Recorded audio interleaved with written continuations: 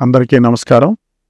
రాష్ట్ర ముఖ్యమంత్రి వర్యులు గౌరవనీయులు నారా చంద్రబాబు నాయుడు గారి ఆశీస్సులతో ఈ నెల 5వ తేదీన గుంటూరు జిల్లా DCMH చైర్మన్గా బాధ్యతలు స్వీకరించడం జరిగింది.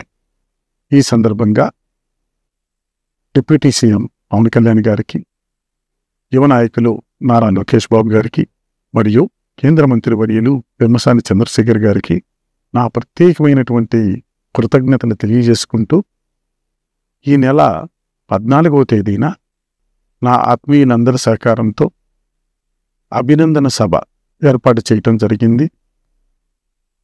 వేదిక ఏ కన్వెన్షన్ సెంటర్, అమరావతి రోడ్డు, ఉదయం 9 గంటలకి కేంద్ర మంత్రివర్యులు పెమ్మసాని చంద్రశేఖర్ గారు ముఖ్య అతిథులుగా, అలాగే రాష్ట్ర మంత్రివర్యులు, శాసనసభ్యులు, శాసనమండలి సభ్యులు, గుంటూరు నగర మేయర్ గారు మరియు వివిధ కార్పొరేషన్ చైర్మన్లు అతిథులుగా ఈ కార్యక్రమంలో పాల్గొనబోతున్నారు.